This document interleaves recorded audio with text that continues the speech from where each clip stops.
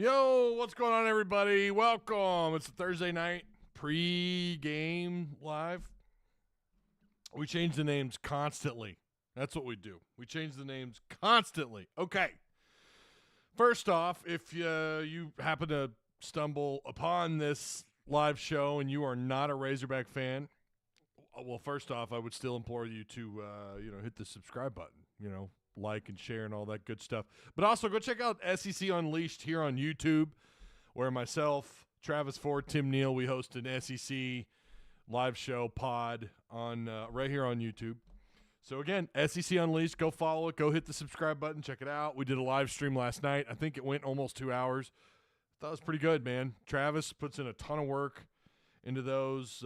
He does all the graphics, and he just kills it. The guy's awesome. As for you regulars, I love you dearly. You're awesome. Thank you for being here. Like, share, subscribe. Sharing is caring. All that fun stuff. Yeah, man, we got quite a bit to cover here. We got some interesting things have popped up on the old radar in the last 48 hours. So again, we'll discuss it all. I already see you, John Haas has already shared. Appreciate that. And I'm sure that's Austin, who's the other sharer there.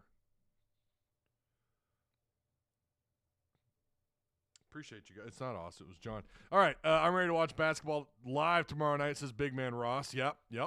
Arkansas taking on Little Rock. So, of course, we're going to do our best to cover that as well. Man, oh, man. First off, Patreon supporters, you guys are fantastic. You're awesome. 122 Tusk Talk with Ty Patreon supporters. Yeah, there's several. You could join free, but there are a lot of you. There's 70, I think there were 77 paid or Patreon members that are a part of a tier. So that's fantastic. We're just kind of crushing it all over the place. Right there's how you join. Oh, we'll see. There's John. He's already dropping the Discord link. There's the Patreon link. I appreciate that, John. John, who's expecting some twins on the way, man. We're rooting for you guys, you and Nicole. Keep us up to date. Don't get in trouble. Don't get too much trouble being in here if your wife goes into labor, man. But big grats. Everyone, again, give it up for John Haas. Tell the man, grats, because I'm sure by the next time we're live, I think the kids are going to be here. Man, oh, man. That's awesome, though. That's great. Zach Smith says, hey, Ty, I know you were a Rams fan, but fly, Eagles, fly. At least we can agree on the Hogs, though. Yeah. What do you mean? Oh, you are a Rams fan. I'm sorry. That looked like it said you were. It's like, what do you mean were? What do you mean? What do you mean? What's this were? Still a Ram fan, even if the Dolphins can beat you at home. Anyways, all right. Yeah, Patreon supporters. Appreciate you guys again. We're 120 plus strong. Let's keep it going. Don't forget the cards. Don't forget the cards. You guys, if you're legendary status, check these cards out. Right there, autograph. Boom. I think these are, yeah. Oh, there's a good one. Yeah. There's a good one. That's the $8 right there, Treylon Burks. $8 folks. And then $4 folks are going to get a shot at the Lloyd Phillips card. So, yeah, that's an autographed J.D. Notae, Bobby Portis, Jalen Tate. I have never seen a Jalen Tate autographed card. Not that I've been, really looking for it, but I came across it and was like, you know what? Jalen Tate was kind of awesome, actually. So I think that ought to we need to pick that up and give that away to a lucky legendary status member. Remember, there's 3 cards. So you've got a shot at winning one of them, right? There's no guarantees, but you got a shot. So far, I got all the cards. They're finally all gone for the month of October. I got them out. So there you go. All right, we do have a poll. Does Arkansas beat Louisiana Tech by 22? So that is the spread. We're gonna get into that game here in a little bit because I find it pretty fascinating. I find this game fascinating. I really do, because there is a lot on the line here. Let's not sit here and pretend like there's not a lot on the line for Coach Pittman. You can't overlook Louisiana Tech. That's all I'll say. So we'll get into that later. That card is mine. Which card is yours? Which one? I mean, all three of these are damn good cards. All three of these. The autograph JD Note. I mean, look at this, dude. Look at that. Oh, my goodness. See, I've already got the tape on it, right? We got it marked right there in November. It's for the month of November, the JDN autograph. Whew, I don't know what y'all are doing. You need to sign up. And not only that, but you get access in Discord to all the special stuff, all the cool stuff. Like, for example, the portal target list. We've already got 2 names on that bad boy. That list is going to start to fill out. It might even get to a point where I might have to get one of my mods to help me keep that thing up to date, because I think this is going to be, I don't know how many they're going to target out of the portal, but I do think it's going to be imperative that we don't just add who they've targeted, but people who I might also think that Arkansas should offer. So there's always kind of that mix. But I always put at the bottom of every one of those targets, again, this is Patreon members in Discord. If you look at the bottom of every player, it'll say whether or not Arkansas has either contacted or has an offer on the table. Of course, we know that portal window will open up here in December. It's right around the corner. So, all right. Yeah, there's the poll. Does Arkansas beat Louisiana Tech by 22? 53% of you say right now you're at yes. 47%. So it's right down the middle at the moment. All right. Again, get out the likes and the shares. I'm unable. Shout out, by the way, to Arkansas Sports Network. I appreciate them for allowing us to stream over there. So shout out to ASN. Make sure you like and follow those guys as well. So unfortunately, when you do that, I can't share the stream on Facebook, like in other groups, because it messes up and it flips ASN. It turns the stream off. So I have to stay on ASN. And so I tried opening up another tab, and even that didn't work. It just pulled ASN back up. So I'm unable to get the word out. So make sure you guys, if you're on Facebook, go to one of those groups, one of those Razorback groups, and post. When I'm not streaming on ASN, I'm able to share across Facebook. But there you go. I don't know. I felt like you should know that. Howdy, Ty. What's up, Tony Brown? Hey, Tony. How you doing, man? It's been a minute. It's good to see you. Let's get this thing. Let's start off with topic number 1, which, as you can see on the screen, it's Jones and the NIL. I don't know if you guys caught this. This was fascinating. But here's Stephen Jones. Make sure I get the right one here.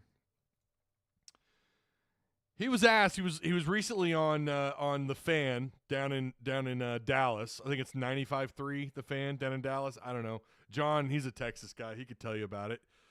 That's his part of the world.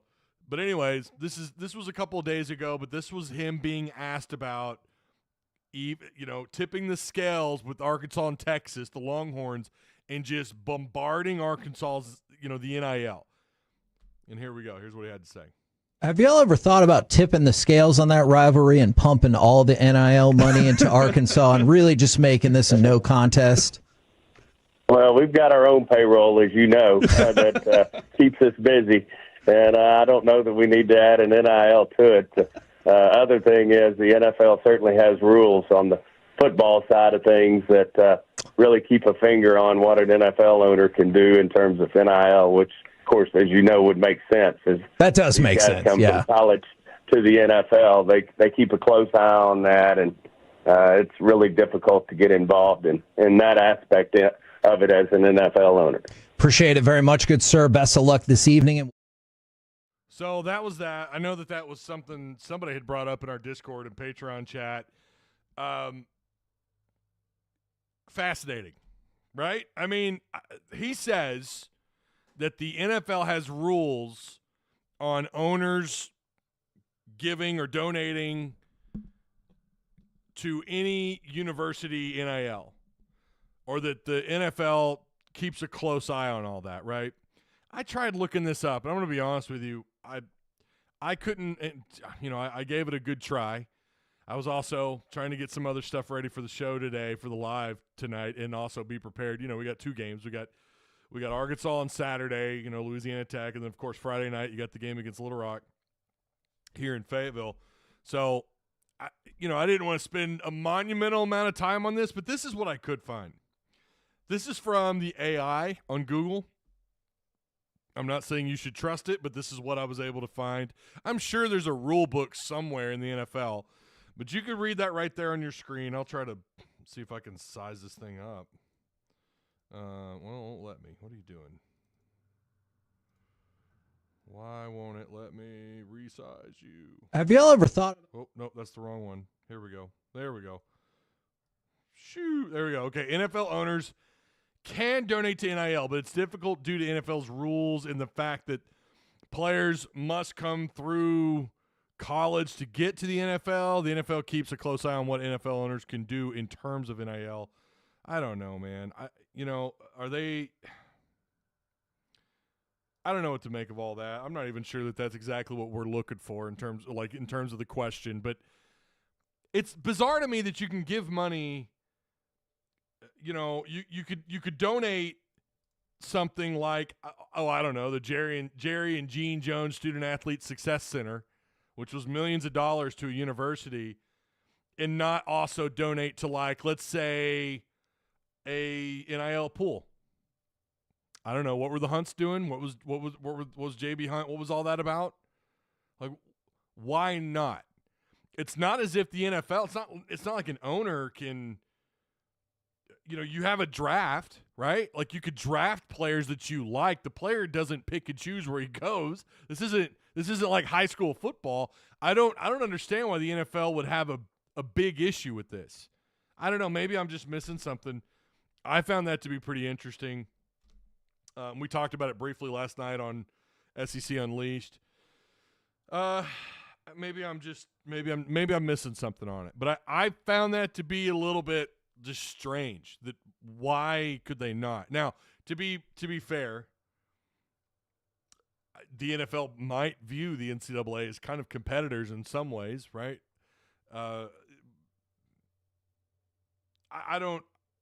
We can't be. This isn't a situation where, like, you're butthurt over it, right? But for Arkansas, if that is true, and also to be fair, like you mentioned, we've also got another roster we got to deal with that has to come first. You do have to think of the optics of the situation, right? Let's say NIL was perfectly fine. Let's say the NFL was like, no, we don't care. You can do what you want. You're an owner. It's your money. You can go donate to your school. You can do whatever. You're already given millions of dollars for these wonderful facilities located on their campus, which, by the way, is a part of a recruiting tactic. Let's not sit here and act like, they're just to make the university look good. I mean, yeah, there's that, but, they're also to lure talent in, so you're already kind of, in some ways, donating to at least player development at the very least. But let's say the NFL was like, no, you do whatever you want. From a Cowboy fan perspective, I could see where it's like, bro, why are you donating money to a college program where you played back in the 60s and your son played there or went to school there and your grandson, yada, yada, yada. Like, we're not concerned about that. We want you to be focused on winning. We want you to be focused on the Cowboys, who are what right now? I mean, they've got this situation with Dak Prescott and his contract and, already dealing with the salary side of things with the Cowboys. So I could understand where, like, the optics might be weird for especially for a family like the Jones family. Let's be real. They're, like, probably the least popular family in pro sports. And Jerry, God love him, right? Him and he was obviously close with Frank Broyles, and he has a very deep connection to the University of Arkansas. I don't know. I don't know if it's unfortunate, if that's the right word, or if it's just kind of, it is what it is, I guess. Again, I don't know. Are you guys, oh, did we lose? Yeah, there it is. The studio crashed again. Luckily, we're still here.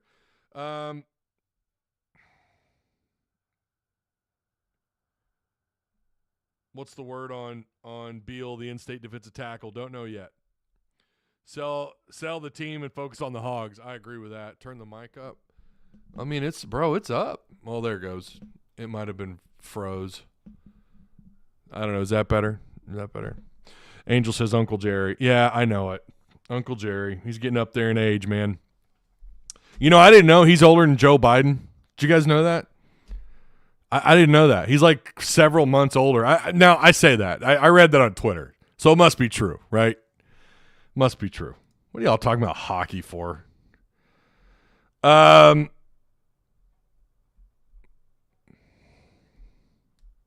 Tate. Yeah, talking about the Tate card. Yeah, that is a clean card, isn't it? That is a clean card. And Jalen Tate is like, you had to respect that guy's game. Someone's going to get that card. Lucky person in the month of November.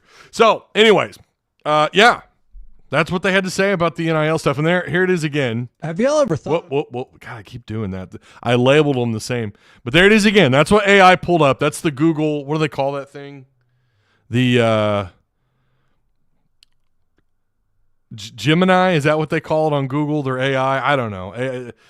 But it's difficult due to the NFL's rules and the fact that players come through college to get to the NFL. The NFL keeps a close eye on what NFL owners can do in terms of NIL. So I don't know, man. That would be Arkansas's luck, though, wouldn't it? You know, to have a guy who probably I don't know if that is true and if it is legit. I'm not saying that he's lying. Maybe he's listen. These guys get this stuff wrong every once in a while. Although I'm sure they've looked into it. I'm sure the Jones family has looked into. Hey, can we get in on this? Could you imagine what they could do for the NIL? Oh, my God, man. I've kind of wondered, where are the Jones in all this? We all have, right? If we've heard a little bit, obviously, from the Hunts, from Tyson, right? You know, you got Walmart putting their logo on the field, Tyson putting their logo on the field.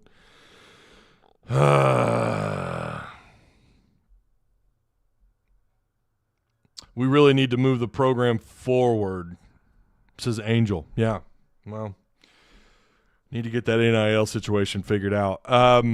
All right. Ba-da-ba-ba-ba. Did you guys see this on Bobby Petrino? Oh, man.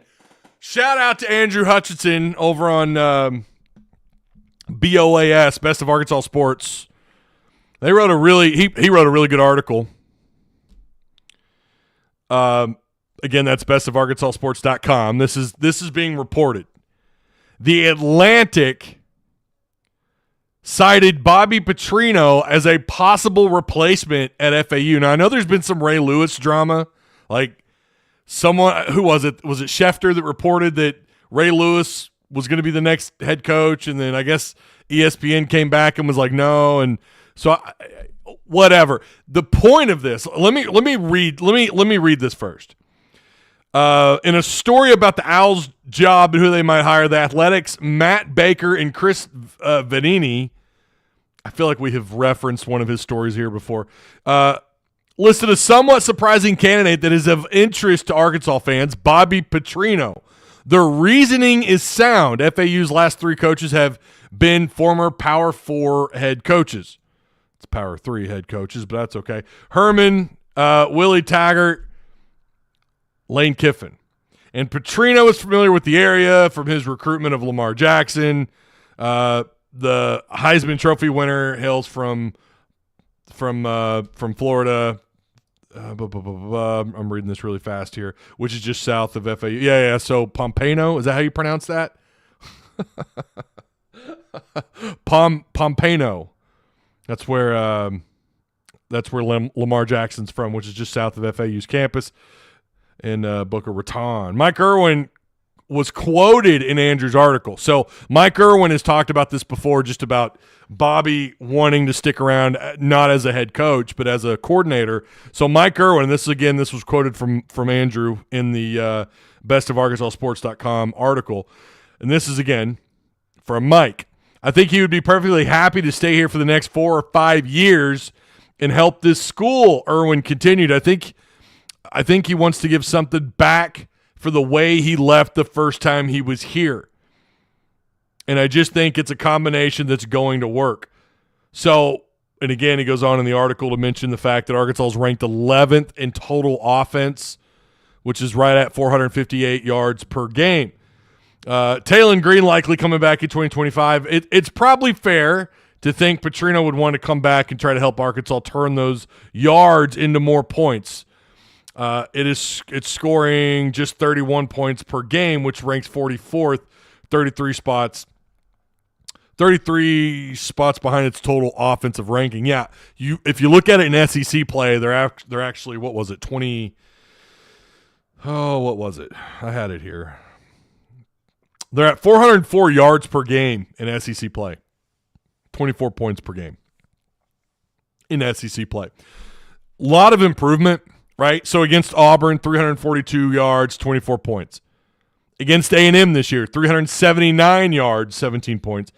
Tennessee, 433 yards, however, only 19 points. LSU, still don't know what the hell happened. That and the Ole Miss game, just they're going to be games that keep me up at night. But they had 278 yards, 10 points.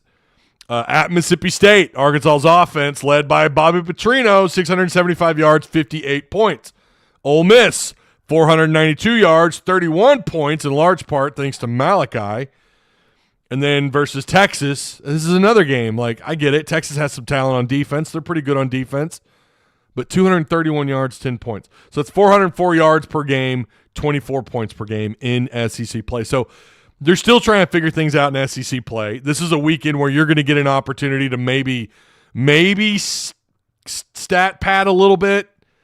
Maybe Louisiana Tech, and we're going to get to that game here in a minute. They actually – listen, that might actually – there's some areas here where you might be a little bit concerned with Louisiana Tech and Arkansas. But, yeah, so what I was going to say originally when I had first brought this up was that the point of this is he's going to be mentioned in other jobs as they open up. Now, there's something like 11 total jobs open, and none of them, I want to say none of them right now are considered P3 or P4 jobs that I can think of off the top of my head, which we know Florida's hanging on to Billy Napier. Sam Pittman he's coming back as long as they don't completely screw up against Louisiana Tech. They don't have to beat Missouri, and isn't that weird? It's weird to say, isn't it? Year 5, you're bowl eligible, and that's it, right? That's just – anyways. Nobody right now – no one's making any moves to change their head coach. So as these group of 5 schools open up, Bobby Petrino's name is going to get mentioned, and that is a good thing. It's a good thing for a couple of different reasons. But the biggest reason, really the only reason that matters, is it shows that Bobby has not fallen off. Like, other schools still respect the guy enough to consider him, or at least these media members respect him enough to say, you know what, yeah, Bobby should be on that list. Now, Bobby's not going anywhere. Mike Irwin's 100% right. It is hard for me to see him. It's hard for me to see him leaving Arkansas. I think the salary would have to be above what a group of 5 schools willing to pay. We have to remember this is not a 50-year-old Bobby Petrino. This is a guy in his early 60s. His offense is not exactly lighting the world up in the SEC, right, when it really matters. Against Tennessee, you won, but your offense was not. Let's be real. The defensive game planning is what won that game. Your how things went against UAB, against Auburn offensively. Then you look at LSU and Ole Miss. Like, yeah, there's still a lot to figure out here. And to be fair, it's a little bit of everything. People want to throw all the blame in the world on the offensive line, and they don't want to take a look at Taylon Green. And then you have people that want to throw Taylon Green under the bus and say it's all his fault, not want to look at what's going on the offensive line. It's not as bad as last year. Like, running backs are actually blocking. Tight ends are actually blocking better for the most part compared to a year ago. I'm not saying it's great. But, when Green – there have been some games this year where Green has a little bit of time. But you have to respect the fact that, listen, you got a quarterback that's still overall had a pretty sound season. Not great. We're concerned about his pocket presence. We're concerned about, him rolling out of the pocket and running right into damn defenders and getting sacked. It feels like he just doesn't know what he's doing when the pocket breaks down. That's really kind of strange. Like, a guy with the kind of feet that he has, the legs, the speed that this guy can play with, and he just looks, he just panics and doesn't know what to do. He hangs onto the ball, and then we're blaming the offensive line. Don't get me wrong, Harris has gotten that man killed. That right tackle spot has gotten this man killed, which is bizarre that we're not blaming the left tackle, right? Normally, especially in the SEC, you're talking about what's going on at the left tackle spot. For the most part, Fernando Carmona has been decent. But we're talking about the right side of that offensive line being a little bit of an issue. So, but saying all that to say, Bobby is still respected, and his name is going to come up. And after that broke, I'm not sure if I guess it was from the Atlantic, one of the group chats that I'm in, everyone was like, oh my God, are we really about to get bobbied? Is he about to just one and done us? I mean, let's not forget, he bolted from Western Kentucky. He already had red flags long before he took the Falcons job. Does he have a history of being honest? No, he doesn't.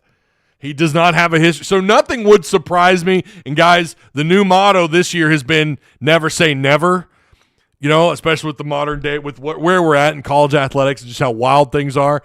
But with Bobby Petrino, do I think he's a changed man? I do. I think he is. I think he's a better man.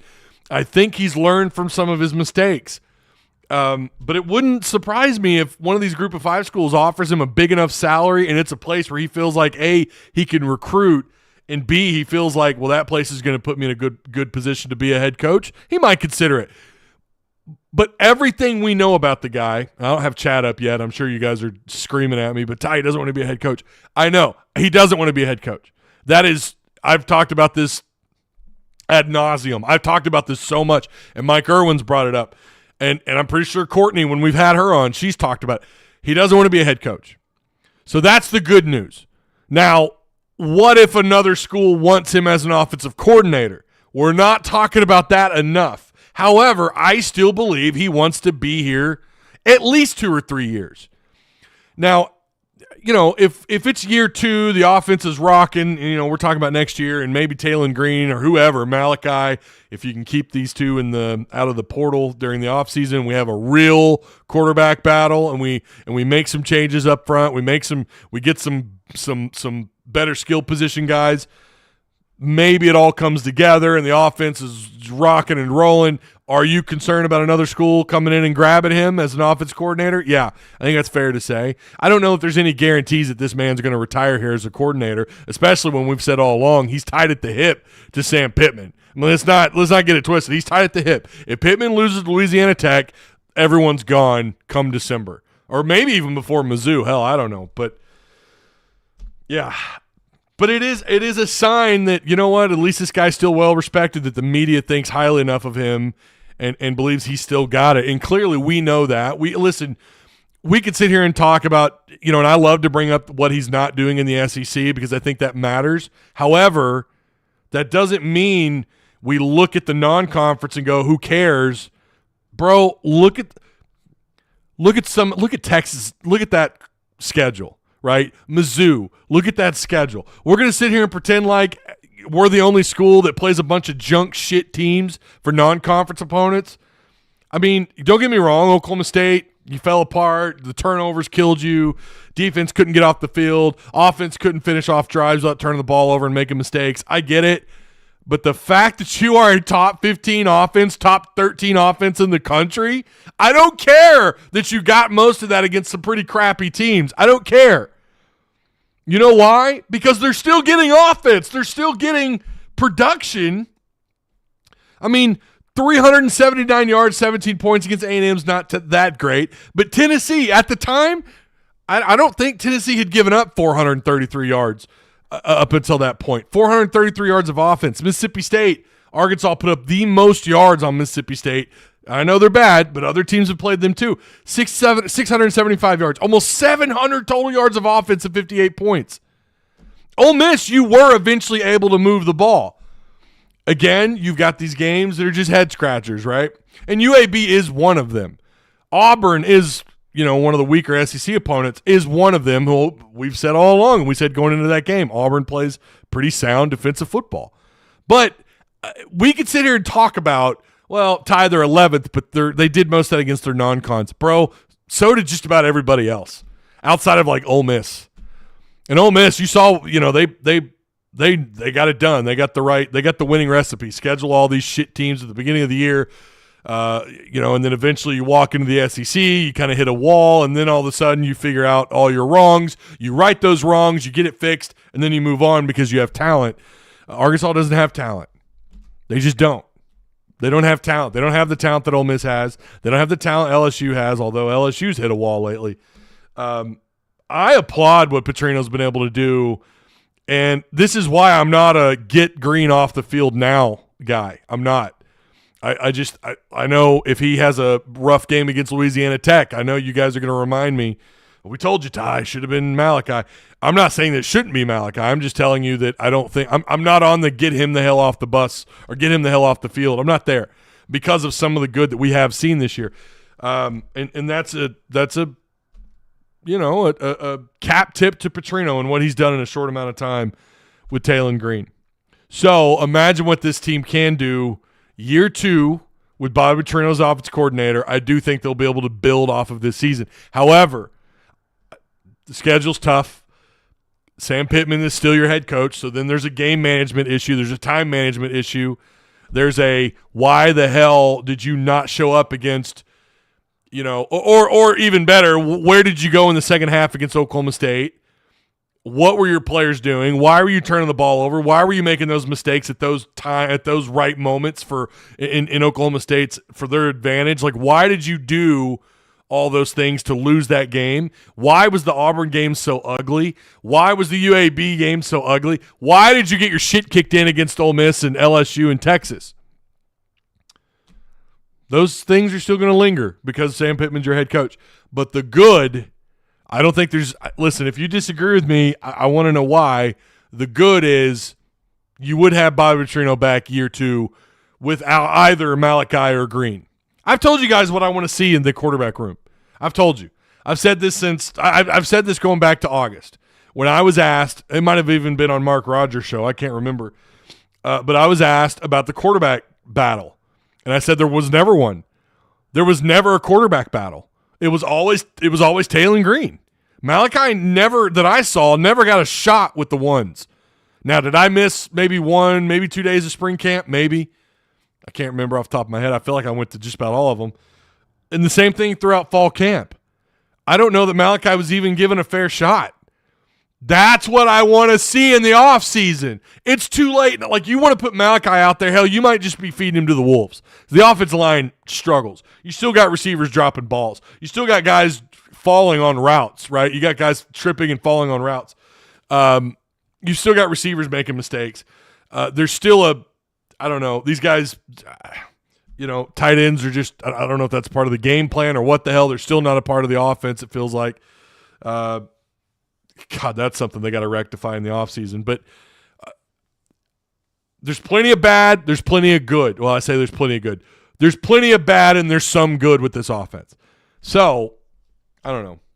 Just a good reason. I found that article a good reason to talk a little bit more in depth about where I'm at with this quarterback situation and with Bobby Petrino as the coordinator. Again, it's a good sign that the media still thinks highly enough of him. I think they get it too.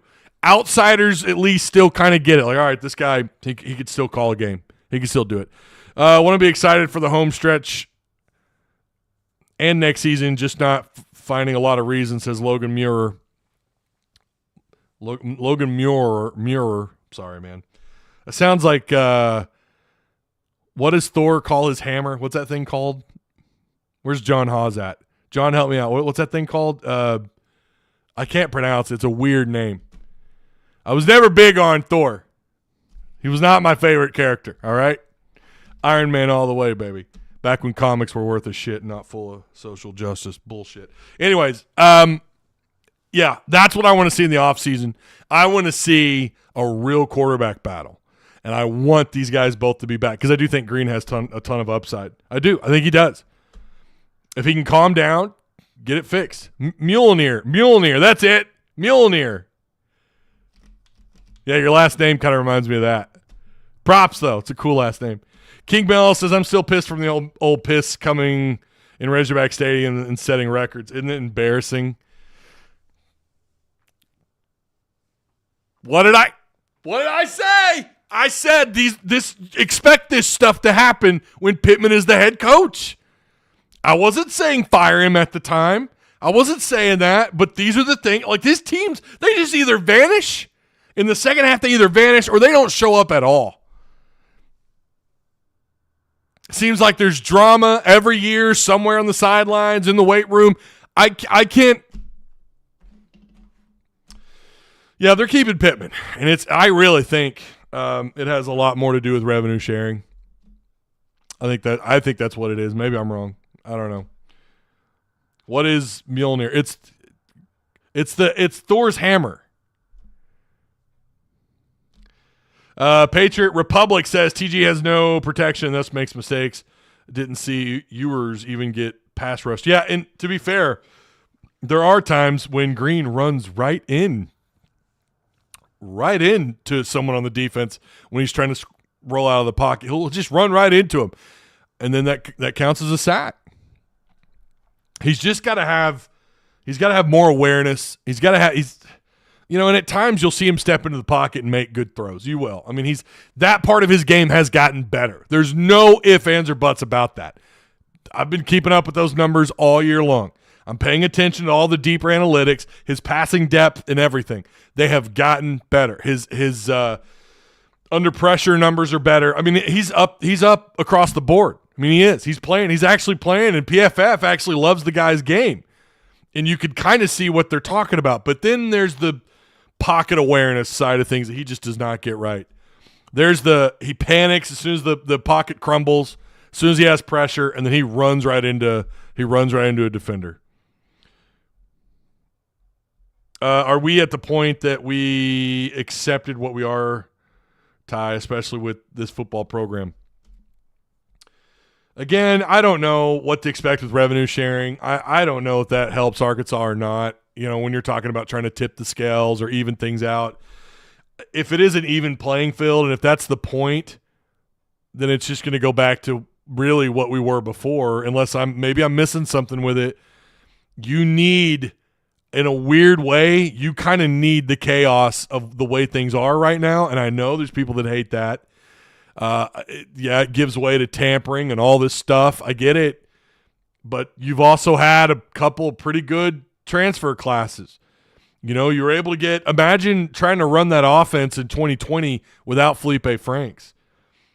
Imagine the defense a couple of years ago without Drew Sanders.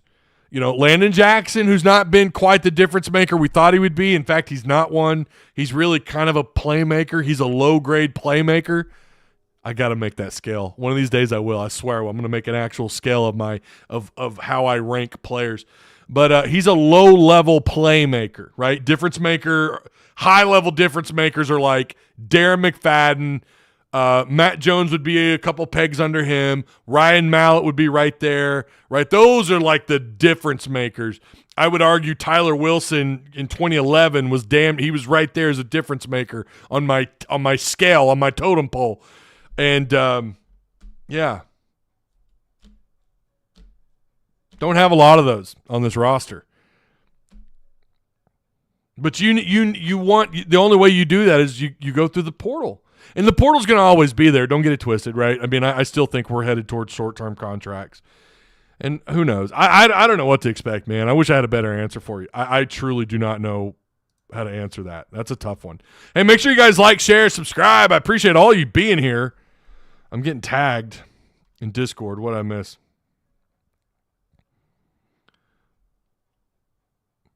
Oh, yeah, Thor's hammer. Mjolnir. I forgot what the damn thing was called. Yeah. Vision and Iron Man were my two favorite Avengers. I just didn't care about Thor.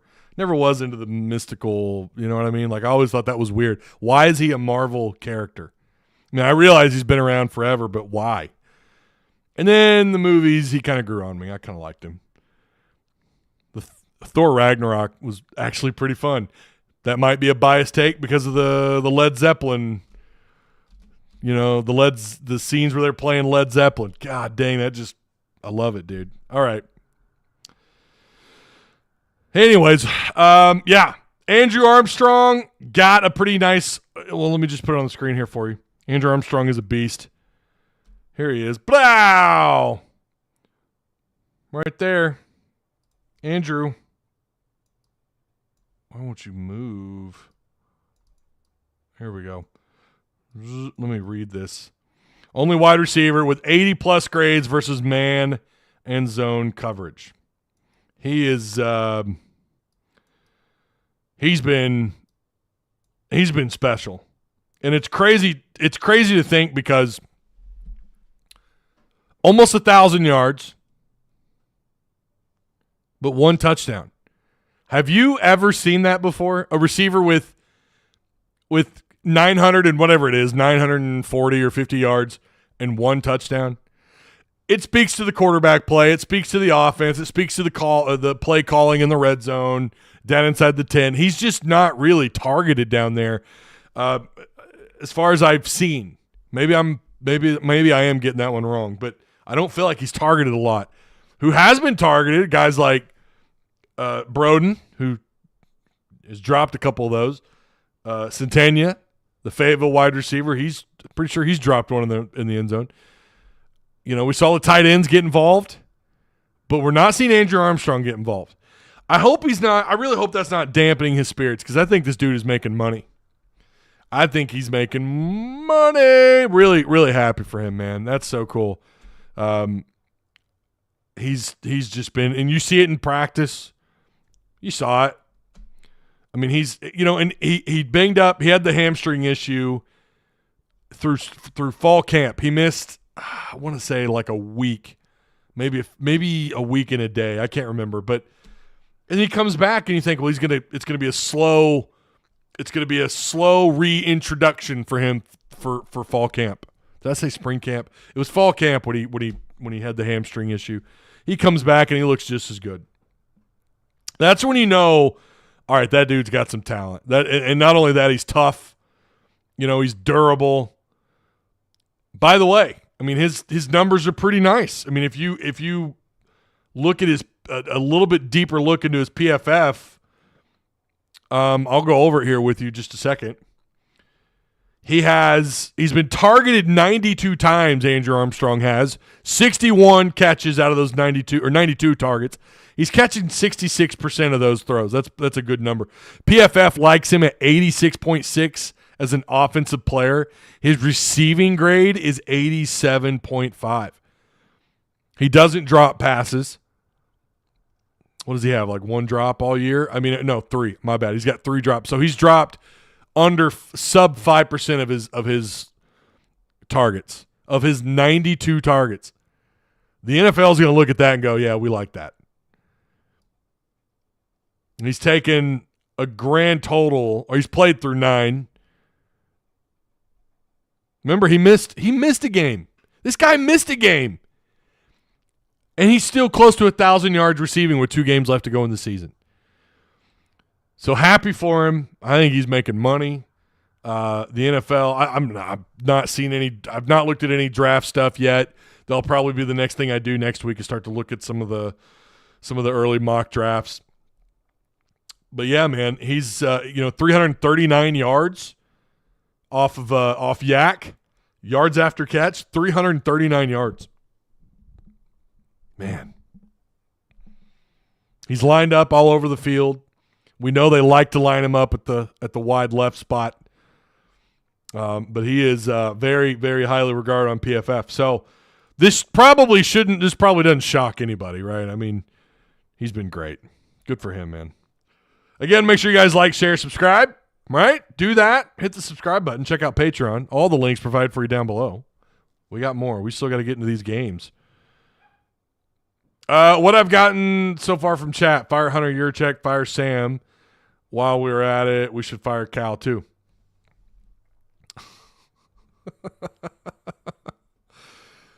I mean, when things aren't going great, Mike, it just is what it is.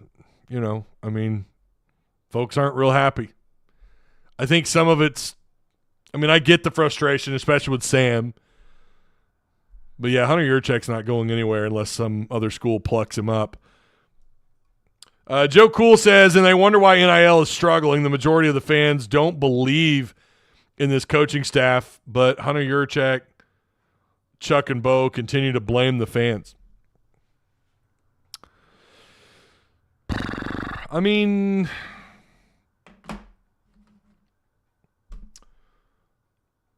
That it's yeah.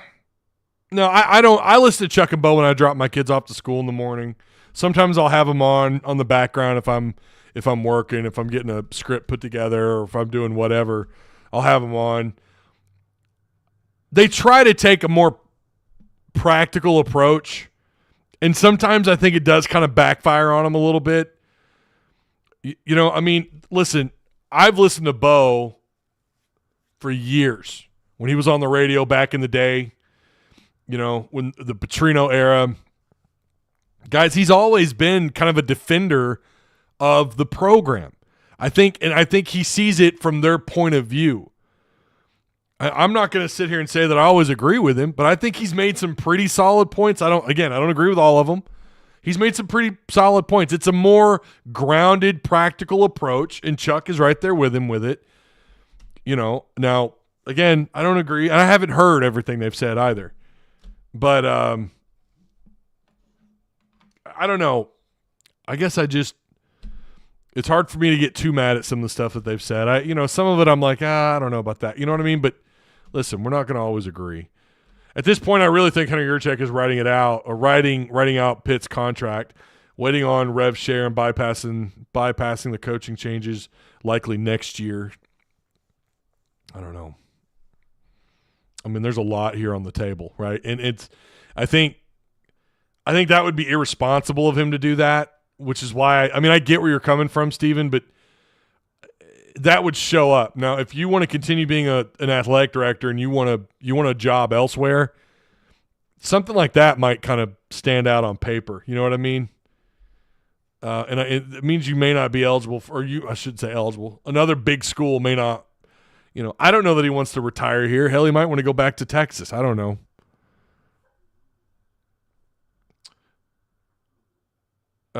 Sure. I guess TT is at Tusk Talk. But why we will always be a 6-6 program. The program doesn't have to listen to the fans because they really don't need us. They make a shit ton of money without the fans. I don't know about that. I mean, you got to have someone buying the tickets. You got to have someone buying the concession stands. You got to have people watching the games. You got to have people buying the merchandise. Like, that stuff still matters. I mean, I don't know about all that. Oh, okay, you were talking to the Texas guy. Well, I mean, still, point stands though. I don't know that No, you need the fans. You lose the fans, you're in real deep shit. I mean, like, if you lose everyone, right? Which is where they're headed. It is. It's where they're headed. I mean, fans are not thrilled, right? Gary Davis says, quote unquote, practical, meaning tote the water for Yurchek. Yeah, Gary, I mean, he did the same thing when Jeff Long was here. I mean, I don't know what to tell you. I don't think it's I don't think that this is anything like he's buds with Hunter Yurchek and he's just quote unquote toting water for Yurchek. I think he was that way with Jeff Long. I like Bo. I like his radio show. You're not going to find me hating on Bo. I think the guy does a hell of a job doing that 5 days a week. I don't know how the hell you do it. 3 hours a day. I don't know how you do it. I think he puts together a pretty good show. Again, I don't always agree with him. I don't. There's stuff, again, him and Chuck both have said things over the years where I'm like, I just don't agree with that, right? But you know what I do? I don't let it bother me, and I move on. Would you consider the Chuck and Bo, Big Voices for Arkansas, that practical approach is spewing over the airwaves 3 hours every morning? Dude, you could just turn it off, Camo. Just turn it off, man. If they trigger you that much, just turn it off. I mean, when things are bad, everyone goes after the radio guys, and it's weird. Yeah, I think Bo was always taking a more I don't know how old some of you are. Maybe some of you are older than I am. I don't know. But I listened to Bo back in the day, and this is pretty similar, some of it, the way he does defend the program. Or maybe it is defend. I don't know. To me, he's always looked at it from a coach's or athletic director's perspective. He wants to look at the balance sheet. He wants to look at it almost like a business owner perspective. That's the way I've always envisioned how that's the way he looks at the university, right? Or at any school for that matter. And it comes off as, well, he's just defending, he's just white knighting for the university. I think that's just how he tries to look at it from their perspective, because it's not an easy job. By the way, why not? This is another thing I've always wondered. Why are there not general managers in football or for each sport to kind of, because I do think the AD's job is pretty damn hard. I think it's pretty hard. I think it's a pretty tough job. I don't think it's easy.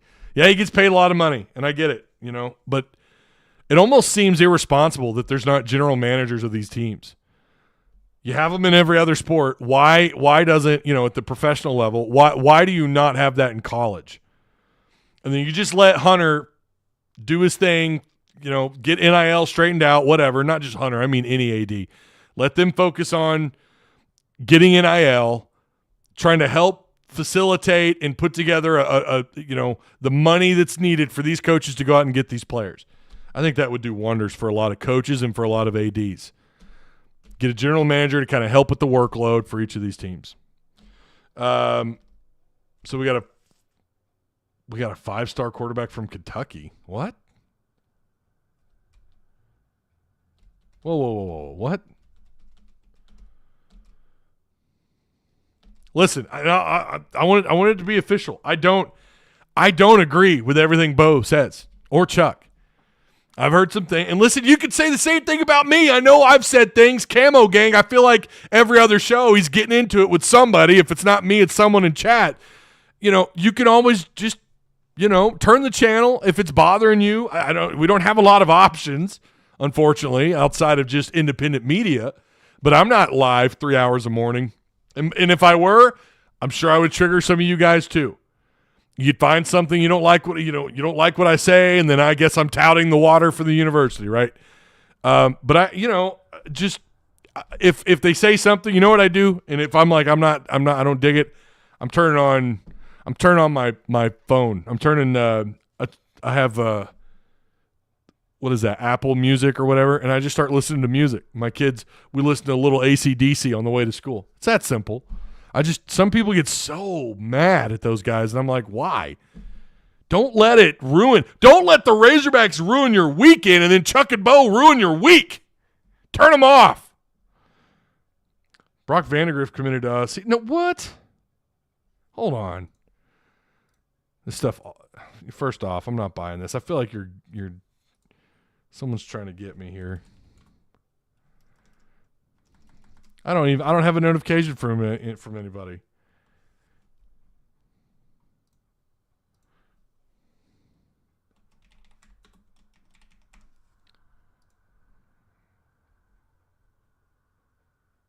Yeah, I don't know what you're talking about, man. Who was the quarterback? Who'd you say it was? Loving you easy 'cause you're beautiful. And by the way,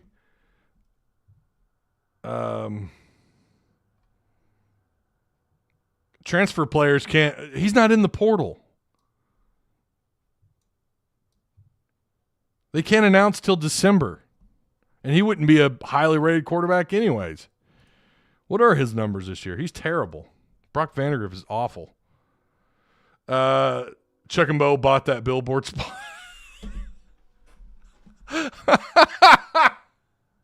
Oh, my God.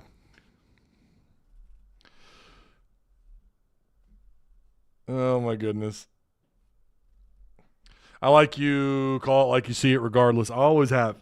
And for a while, people said, we love that about you, Ty. And then I say something you don't like. And then you're like, God, I hate you. I'm not going to watch you ever again. All right.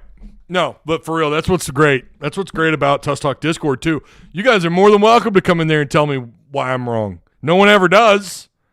I mean, I get a little pushback from people, existing members in there over some small stuff every once in a while. It's usually people feuding with one another. Ty, like that thumbnail. What you drinking in that cup? I left that in there. You know, I used to put something over that because I thought YouTube would maybe censor it, but they don't. Did you see how mad the billboard made Bo? Yeah, and I didn't agree with him on the billboard. Wait, was his take on the billboard that it was I only heard some of it. And like I said on the billboard, I don't know why that would bother anybody, because so much worse is said on Twitter. So much worse is said on social media. Why does the billboard trigger people? Fans are mad, and you know what? They're going to voice their concerns. Would I condone it? Again, if it was my neighbor, if it was a family member, I'd be like, I don't know about all that. I don't know that I'd go about it that way. But it's your money. We live in a free world, man. You do you. You do you. But I don't understand why the billboard was so triggering for people. I don't get it. It's like you don't have a problem with it until it makes you mad, right? Pittman saw that sign. God dang, bless his heart. He's a grown-ass man. You know what? If that were me, I'd just smirk and focus on the task at hand. You know, whatever.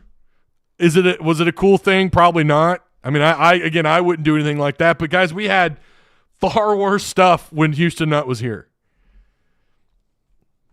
Things that were said before Twitter was really what it is today, right? Or X. Hogville popping off. All sorts of crazy shit. But now it's worse. Now these players are active. They weren't on these message boards back in the late 2000s, in the early teens. They weren't on those boards. They are on Twitter. They are on Instagram. So much worse is said. And honestly, the sign was like, hey, appreciate what you did for 5 years. And basically, like, we're ready to move on. His buyout, by the way, is like $12 million. I think that was cleared up today. Yeah, I didn't understand the reaction by media and fans on the board. I don't know. I'm a trash human being, I guess. I don't know. Again, if you were appalled by that, take a step back and just think about it really quick. How much worse is said on a daily basis on Twitter? Well, it's just the act that someone would pay that kind of money. Okay, you can get a billboard for like $400 for like a week or whatever it is. I mean, I think it's a waste of money. I wouldn't do it. I'd rather buy a PS5 Pro with that money or a Steam Deck. But I got to be more responsible, according to my wife. But, again, they're entitled to their opinion. And I do think they have a good show. I do. I'm not even going to lie about it. But for me, that's from just like doing what I do here, trying to set this up, trying to put together a show script, trying to get bullet points and everything, stats, numbers, analytics. I respect what they do, and I do think Bo's the best in the game. I don't always agree with what he says. I don't always agree with Bart. I don't always agree with Chuck. But I like their show. And sometimes they do say things. I'm like, yeah, all right, makes sense. And then I move on with my day. Okay. Arkansas versus Little Rock. We're going to get to Louisiana Tech because there's some stuff here we need to go over. We don't know what's going on with the Dew. So we still don't know what's up with the Dew. Brazil, both. It looks like they're probably going to be out for this game against Little Rock. Apparently, Little Rock is number one in the country in the Hakeem Olajuwon stat, which is blocks and steals. Little Rock is actually behind Arkansas in total blocks. They're sitting at 25th in the country with 6 blocks per game. Arkansas is 18th in the country at 6.2 blocks per game. We got to split that hair. But they are a few spots ahead of Little Rock in that category. Little Rock averages 9.2 steals per game through 5 total games. Arkansas is at close to 11 steals per game, sitting at 31st in the country in the stat. Little Rock is a team shooting north of 41% from the three on the season. They average close to 8 threes made per game. Yeah, they I don't know. I saw some footage of them. I think this was it was this year footage. Sometimes when you play teams like Little Rock, you catch yourself watching footage from the previous season. But these guys are pretty good at, like, their shot selection is pretty on point. They're pretty clean. And they'll take some contested looks based on what I saw. And the guy that stood out for me was the 6'5", 200-pound LSU transfer, the guard, Mwani Wilkinson. I don't know if you guys remember him or not. He was there for 4 years. He's a really solid player. Again, he was at LSU for a little while. He's 55% from the floor, averages almost 7 boards per game, has been a major piece, also averages 2 blocks, 3 steals per game. Mwani's killing it for them. You need to keep an eye on Mwani Wilkinson, all right? This dude could ball. I do like Arkansas here. I mean, obviously I like Arkansas here. This could be a tough game. I mean, these guys play tough, especially down and around the post, and you're probably without your 2 bigs for a second game in a row. So you could be in for a battle here, and we know that between these two, it could be – we know how this goes. Whether it's former players that are from the state or schools within the state, no matter the damn sport, it's probably going to be a tough game. Thank God this isn't down in Little Rock. Definitely don't play that well down there. But anyways, keep an eye on Mwani. They are, again, he's like a 6'5", 6'6", 205-pound guard. He's just, I mean, again, 55%. You know, he can kind of do it all, plays around the post, can be physical on the defensive end of the floor. Like they're a solid team. I'm a little surprised that they've got a couple of losses under their belt. But yeah, shooting as a team, right around 41. I think it was like 41.3% from the outside, from the threes or from the three. They're only making it. I say only. They're making 8 threes, which kind of goes hand in hand when you have a high percentage number like that. Like you're probably not taking a shit ton of shots, but I think they're right at about 20. I think it's 23. I could be wrong. That was one number I did not get, but I think it's 23 or 24 shots per game. So outside, that is. And they're not a half bad free throw shooting team either, from what I briefly saw. If I can go back on that. Yeah, so they're averaging about 34 boards a game, 14 assists per game, which is a really good number, 6 blocks, 15 turnovers. And as a team, they're shooting right north of 45%. And yeah, so, okay, not super great at the free throw line. They're 68.4%. But yeah, 41.1 from outside. So this could be a fascinating matchup between Little Rock and Arkansas. So I don't know. I don't think it's going to be easy. I feel like if they've only given a 4.4% chance of winning this game according to the matchup predictor. What is it? 21 points? Is that the spread? Am I looking at that right? Yeah, I think this is going to be like a 8 or 10 point game for Arkansas. It might even be closer than that.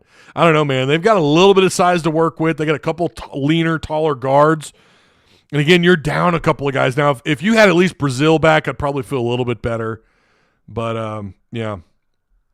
Right now in Tusk Talk with Ty predictions, make sure you go and get your predictions put in.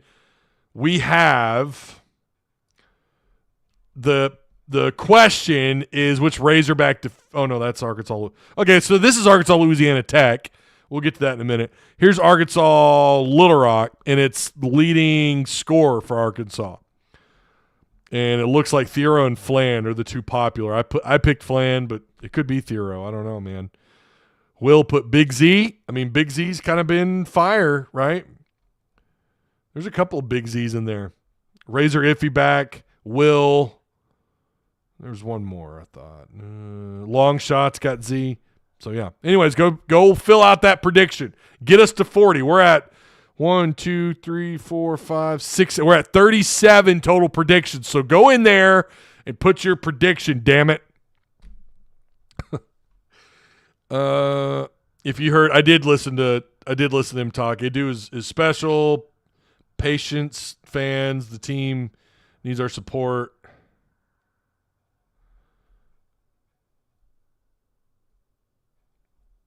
Yeah. Yeah, no doubt.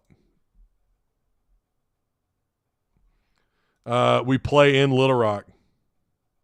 No, we play in Fayetteville. Or am I getting that wrong? ESPN says it's Fayetteville. Am I getting that wrong? Are they playing in Little Rock?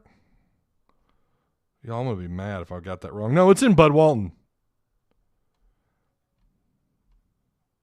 Now, they play Central Arkansas On the 14th, they play that game in Little Rock.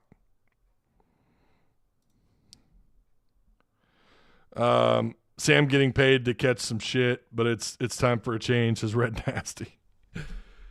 I mean, every coach does. I mean, when a coach is losing, go look at that. Go look at their Twitter of that team. Go check out the poll that's provided for you here. Does Arkansas beat Louisiana Tech by 22, which is the current spread? 51% of you say yes. 49% of you say no. Let's move on to Louisiana Tech. Again, that is our other prediction. Which Razorback defender has the most sacks? These guys have given up something like 28 sacks on the year, or 26.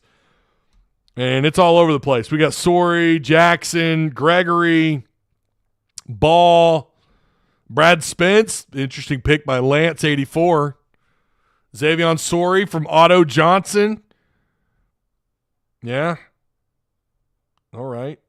Colorado Hog, Alex Henderson says Nico. So we got them all over the place. Go take that poll. All right.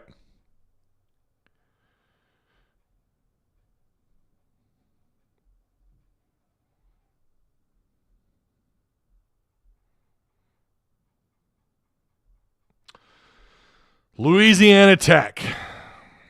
This, believe it or not, even though I'm not sure that it'll reach any point of, I don't know. It might get a little dramatic. Maybe not. But I will say this. We got the enemy insider is done. Not a lot of reactions on it. I'm not sure if you guys have gone and read it. It is done. We got all the numbers. We got the stats posted for you that are from both some of the deep dive analytical stuff from PFF. We got ESPN stats all provided for you there in Enemy Insider. And what I kind of have written up is that the Razorbacks are currently 22-point favorites. I guess what stands out in the game, Louisiana Tech is really not a great team, sitting at 5-6, but they are coming off a road win, giving Western Kentucky their first conference loss of the season. On the road, I did not proofread this, so this is probably all over the place. The Bulldogs don't really do any one thing really well, although they are the number one fourth down defense. They are pretty good at that. They're number one fourth down defense, and they're not bad against the run. They're like top 30 against the run. I think they're giving up somewhere around 100 and I forgot what I have written down, 100 and maybe 15 yards a game. They're at about 3.4 yards per carry given up on their run defense. So they're pretty stout. Got a couple of guys. They got Zach Zymos, former Razorback, on that defense, who was an All-State Warfel Trophy watch list guy for this year. Phil Steele, preseason second team All-Conference USA.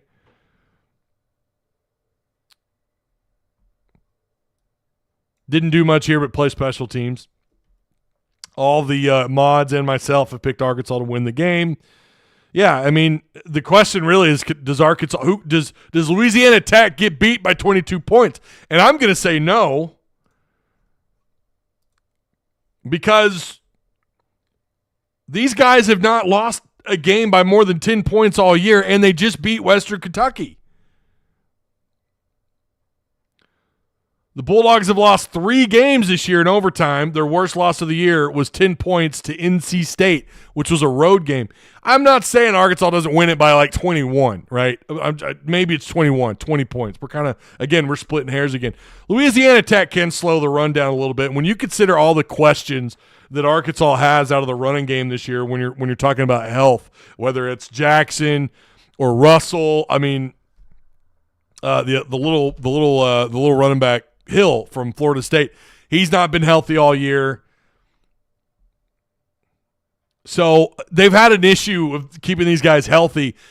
Boy, that really hurts with consistency, doesn't it? It really could get in the way of things. And you've got this team that's actually pretty decent against the run. However, they've not seen a team built quite like the Razorbacks. Taylor Green's going to obviously have to – I think it's going to come down to Taylor Green's athleticism in this game and maybe his arm a little bit. 6 weeks ago, that would have had me really nervous. I'm feeling a little bit better about what he can do with his arm. Doesn't mean Louisiana Tech won't force him to make some mistakes. I mean, this is Taylor Green. This is this Arkansas offense. They're gonna drop the ball into the hands of the defender. What? Like they find ways to just screw themselves. anything can happen. I don't know that I would say a loss to Louisiana Tech has a seat at the table. But I definitely think this could be an ugly game and anything could happen. But this is for sure. This is a big game for Sam. Because all that talk about, they got to keep Sam, all that goes out the window if we're still talking about the revenue sharing part of it, right? All that goes right out the window. So, yeah, there's no way you walk away from losing to Louisiana Tech. I'm not saying they would fire him immediately after the game, but, bro, that's to me that's just as much of a fireable offense as anything. Losing to Louisiana Tech and probably missing out on your bowl eligibility, because if you can't beat Louisiana Tech at home, you're damn sure not going to beat Mizzou on the road, a place you've never won at before. There's a lot on this game. There's a lot riding on this game. However, Louisiana Tech is just not a good football team. Their offense is not good. Their defense is pretty good. I think they've had a couple of injuries along the way. Who hasn't? But Arkansas should just be able to take care of business. I kind of wonder where your heads will be if this is a close game. I think it's going to be closer than 22 points. I think Louisiana Tech covers the spread. This, to me, feels more like, really, it feels like a 14 or 17-point win. That's what it feels like. Hell, Arkansas, they are the poster child of what?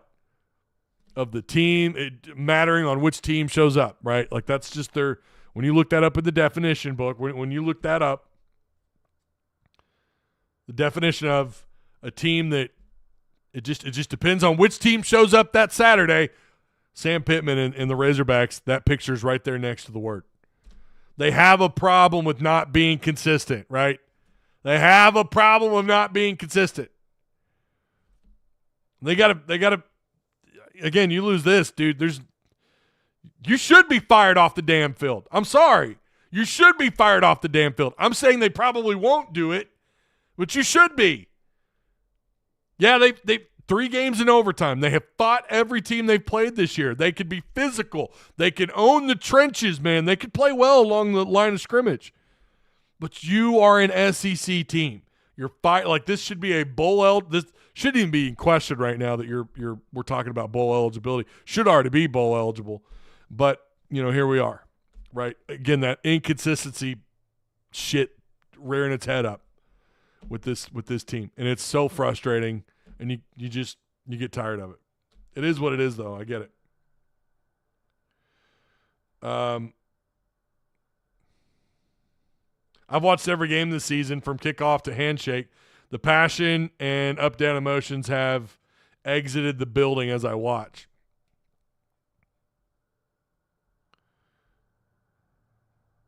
North Texas, San Jose State ring a bell. Well, to be fair, those were not Sam Pittman coach teams, but I mean, I get what you're saying. Tyvee knows Musselman doesn't show himself at USC like he did here. Are you talking about social media, Johnny? I think he's talked about that a little bit.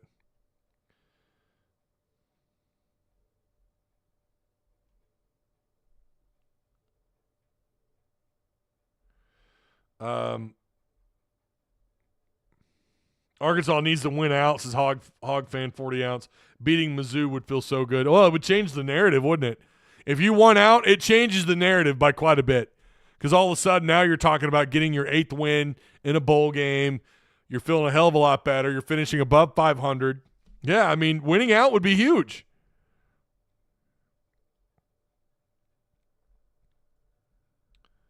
Winning out would be big for Sam. It would take a lot of heat off of Sam and Hunter Yurchek, without a doubt, if they could win out. But it also would build a little bit of enthusiasm. It would, even though Sam is still your head coach. And I get that. I get that it's tough to be excited when Sam is coming back. But then you would have to applaud the fact that he got to 7 wins, that he went on the road and he beat Mizzou. But those games still linger. I get it. Ole Miss and LSU, they still linger in the back of your mind. Louisiana Tech would beat us by 14 points. Taylor Green is shown against Ole Miss and Texas. He is only capable of putting us in position to put 10 points on the board. Yeah, Brandon, I don't know that I agree with that. I mean, Are you comparing Louisiana Tech? Are you comparing them to Ole Miss and Texas? I mean, you do realize those are two potential playoff teams, right? I mean, I'm not saying that those. Yeah, I just went on a rant about how bad those performances were, but to compare, that's wild. I don't know about all that. The offseason would be so much better. It would if you could win out. It's hard to see though, isn't it? It's hard to see. Mizzou, fortunately, on offense is really bad.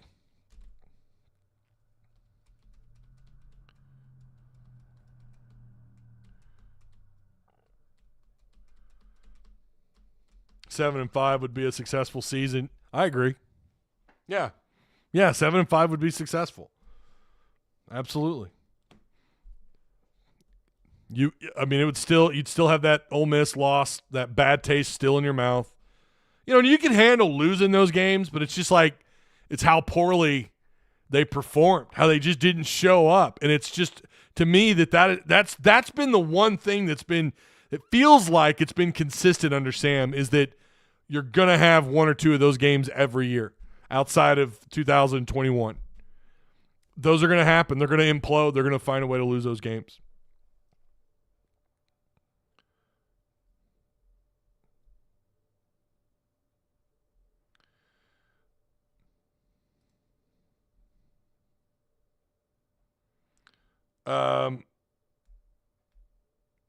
Wouldn't know what Musselman is doing. Appreciate what he did for the program, but both he has moved on, and also so have I. Yeah, no, I hear you.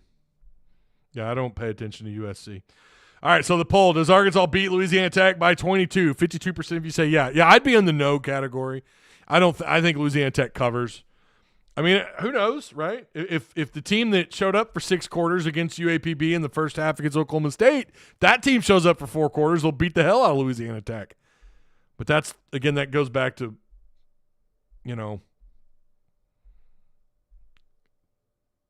just kind of what we've seen this year, right? Just massive inconsistency. Do you see them getting better next season with all the losses in personnel? I don't know who's coming back. I don't know who's leaving right now. I have no idea. I don't know what that looks like yet. I know they're going to have to be pretty active in the portal. If my fear or my concern is that they're going to lose Malachi. They're going to lose Malachi in the offseason. That's a concern. I want Malachi back, and I'll say it again. I want both these quarterbacks back, and I want there to be an actual quarterback battle in the offseason. Now they have an entire offseason to figure out who should be leading this offense. Because I think at times we have certainly wondered, like, what's up with Green? Even though he has gotten better. Statistically, you can see it. You can track it game to game. You could kind of see it, but then he has these moments where he just gets lost. As soon as that pocket crumbles, as soon as things start to fall apart, he falls apart. Which is, again, it's just wild to me when you consider that dude's level of athleticism. This shouldn't seem like such a struggle when that pocket collapses. And there's been times he's had wide open gaps to run to multiple times, and he runs right into the defender. And then there have been other times where we've seen him just tuck it and run. Ty, I know you think Petrino will not leave, but let's say he did. Do you think Pittman could return if Petrino was no longer here? Well, listen, I don't think whatever happens at the coordinator spot, I think Pittman's going to be back. I do. I think Pittman's going to be back no matter what. It's going to be on him. Boy, you talk about being put in a rough spot. Now you got to go find a coordinator. Oh, my. Yeah, I don't know, man. Who's the guy? Who's the coordinator? Who do you go grab? Who's going to continue the development of these quarterbacks, assuming you don't lose everybody, right? If you lose Bobby, that could be like pulling the pin, right? You're going to lose some pieces.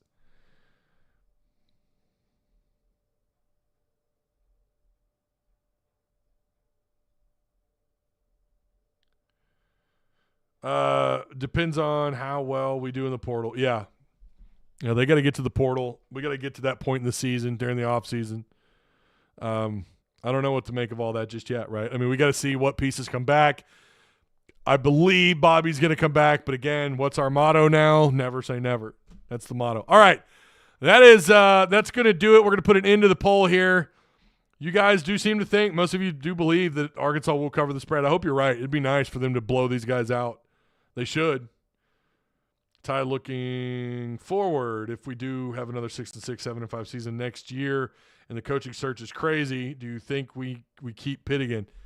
Again, man, I don't know. I really don't know, Steven. It depends on this revenue sharing stuff, where NIL is at, the availability of coaches, the interest by opposing or other coaches, right? I don't know. Right now, let's take it one step at a time. Let's beat Louisiana Tech, right? Let's get over that first before we start getting into that. This offseason, one way or another, it's going to be entertaining, and I'm going to be here to cover it all. So I'm looking forward to it. Hey, make sure you guys check out all the links provided for you down below. Like, share, subscribe. Go check out SEC Unleashed on YouTube. Please go subscribe. There's a lot of work put into that. Shout out to Travis Ford, the owner, by the way, of Direct Service Overhead, the garage door company that offers same-day services, quality parts, and affordable outcomes, better than best results. Give them a call at 501-244-3667. Again, that's Direct Service Overhead, the garage door company. Please consider joining Patreon. That is a really big deal. Patreon is what that and sponsorship, of course, but that's what helps keep this thing afloat. So please consider joining. Come to Discord. We got a couple of guys. We got Mike, who's, to nobody's surprise, who's familiar with Mike in our Discord. He's going back and forth with someone over Sam Pittman. Here we go. Here we go, Mike. He's taking off the gloves. He's getting mad. Why don't they let the fans fund it through scratch-off tickets? Yeah, James, I don't know. I think that's a legality thing. I think that's a legality issue. They have done the scratch-offs before, but it went to that went to the scholarship fund, for all students in the state of Arkansas. Steven says we get 5 touchdowns, 3 run, 2 passes. I hope you do better than that, but that could be a realistic outcome. I'd like to see these guys get up into the 40s, 48-10 kind of game is what I'd love to see, or 48-13. Boogie bringing up an argument and you're feeding into it, Mike. You're feeding into it, man. The right coach brings some hope to the football program. It's just not Pittman. The right coach, NIL will come, says Red Nasty. Yeah. Final score prediction, I don't know. Man, I really don't know. I don't know. I'm kind of off the idea of even picking scores. Like, I'll just say Arkansas wins. I have no idea. So, all right, you guys check out all those links provided for you down below. Please consider joining Patreon. Again, these are the cards for the month. Come on, man. It doesn't get much better than this. Tate, autograph, Tate card. If you're a legendary status member, you have a shot at that. Oh, there he is. Bobby Portis, autograph. Look at that. JD Note. Oh, man. JD, baby. Traylon Burks for the $8 folks. It's not autographed, but it is pretty. And then that guy right there, Mr. Lloyd Phillips. Those are your cards for the month of November. So good luck to you, Patreon supporters. If you want to be eligible for one of those autographed cards, you got to join legendary status, all right? Okay, that's it. I appreciate everyone. Shout out to ASN.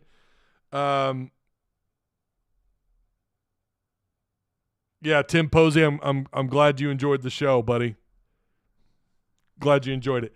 All right, I'll see you guys on the postgame show tomorrow night. Enjoy your Thursday evening, and I will see you tomorrow.